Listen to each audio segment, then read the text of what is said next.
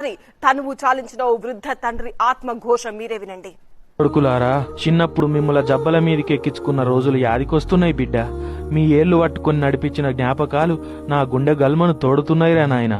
నాకు చేతనైన కాడికి మిమ్మల్ని మంచిగా పెంచి పెద్ద చేసిన నా కొడుకులు నలుగుట్ల మంచిగా బతకాలని కడుపు కట్టుకొని 4 ఎకరాలు మీకోసమే సంపాదించిన బిడ్డ. అందులో 6 అడుగుల జాగన్న నా కోసం ఉంచుకున్న నా కొడుక, నా రెక్కల్ల సత్తు ఉన్నంతకాలం మిమ్ములందరినీ నా భుజాల మీద మోసిన బిడ్డ. శాతగాకుంటైన వయసుల బుక్కెడు బువ్వ పెట్టేటందుకు మీ అందరికీ నేను బరువైనా బిడ్డ. నా కంచం లేచేటందుకు 4 మెతుకులు మీ బువ్వకుండల లేకుంటైనయా బిడ్డ. అయినా మీ మీద నా కోపం లేదురా నాయన.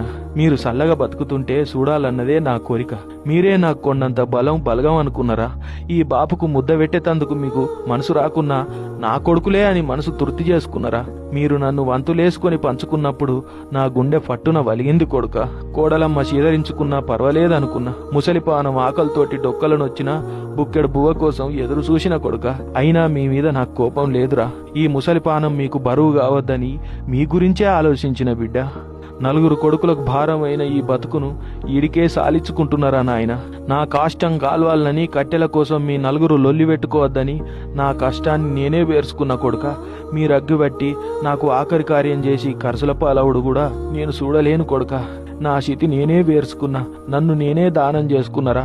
మందేమంటారోనని యాటలు కోసి మీరు దినాలు చేయకూరిరా. మీరు లొల్లి పెట్టుకుంటే రందితోటి నా జీవి మీ మీదకే గుంజుతుంది కొడుక. నాకు పిట్టకు పెట్టకపోయినా మంచిదే బిడ్డ.